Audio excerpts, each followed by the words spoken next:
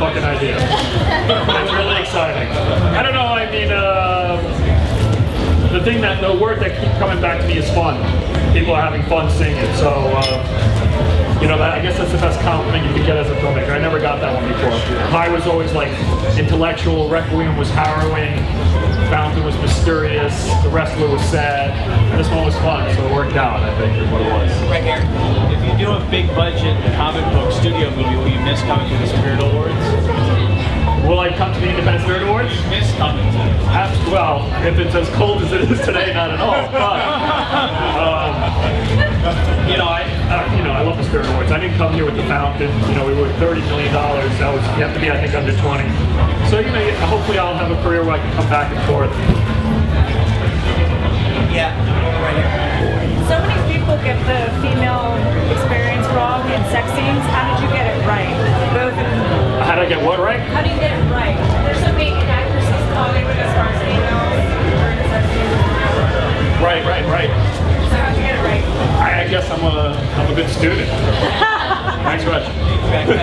Gentleman back there. Okay, so my name is Ricky. Congratulations with hey, thanks. Congratulations with your award.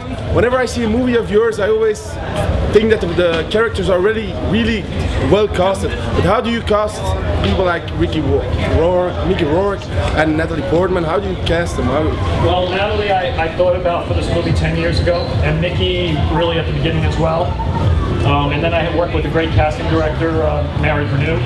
And then my producer, Scott Franklin, who just won, has great casting instincts. It was his idea to put Marlon Wayans in Requiem for a Dream. I thought that was a crazy idea, and it worked out really well. So, you know, I just listen to a lot of people and I think about it. I just spend a lot of time thinking about it. It's actually pretty hard to get there, and it's not instant. It's just a lot of work.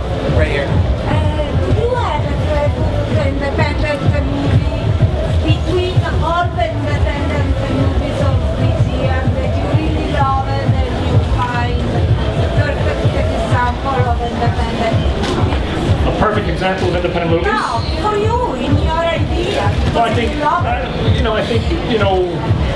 think independence is when you're kind of independent of the financial, the financial realities, so that, I think it's a very hard word to describe, and people have been trying to figure it out for years, but it's basically when filmmakers are in control of the movie as opposed to the people paying for the movie. I think that's independent. Do you find it frustrating that someone of your stature chef to struggle to make a movie like this? I mean, shouldn't people be running up to give you money? You are Darren Aronofsky after all. Well, I mean, after The Wrestler, we thought it was going to get easier, and this film was just as hard, and I'm sure the next one will be just as hard. It's just, I think anytime you try to do anything that's not in the box, it's a challenge. Right here, this one right here. Is it hard to go from ballet to Wolverine 2, and what can we expect from that film? I don't know what Wolverine 2 is. No? No. Sure, yeah. I've never heard of that movie. The producers are the Oh yeah, here they go. joining us. Hi. Mike Medavoy, the legend, Sorry everybody. we have no lights. Scott Franklin, the legend soon to be. Brian Oliver, the guy without a jacket. Yeah, right. And Arnie, who's Mike's partner in Phoenix. Right in front here. For all of you, Darren and the rest of you, if you had one word to describe this win, what would it be?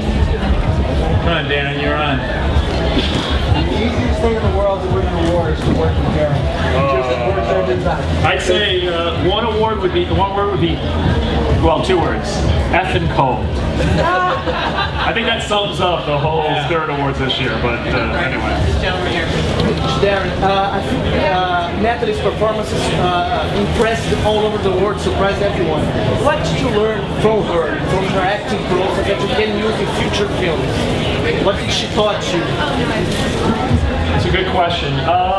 That you don't have to be insane to be a good actor. Yeah, you can even be nice. Unusual, but yes. I understand as the film evolved in editing, more visual effects type shots were added to add those subliminal references and the crazy things that were going on.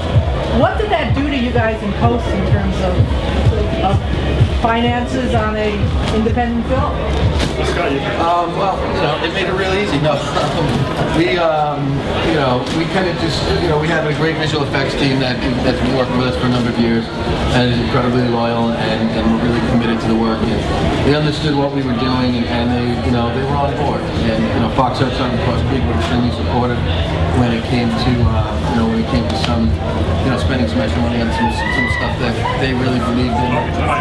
Yeah, not only that, but they had, I think they worked, I don't know if they worked 24 hours, but they certainly worked full time on trying to get the movie ready for Venice. And I don't think anybody expected all of this to happen. So if they did, they knew a lot more than any one of us standing here. Mike, what do you feel about the Oscar chances? Say that again. What do you feel about the movie's Oscar chances? I think there's a lot of great films this year. I mean, I fought against the idea of having 10 films. I thought having been around for a long time and having, had 5 films and trying to win that. But I must say, each year I see better and more interesting films. I think this year more so than I can remember in a long time. And this is an example of something that without Darren and without Scott and everybody else, it would have been impossible. It's just so the chances are as good as anybody else. Thank you. Thank you. Thank you all.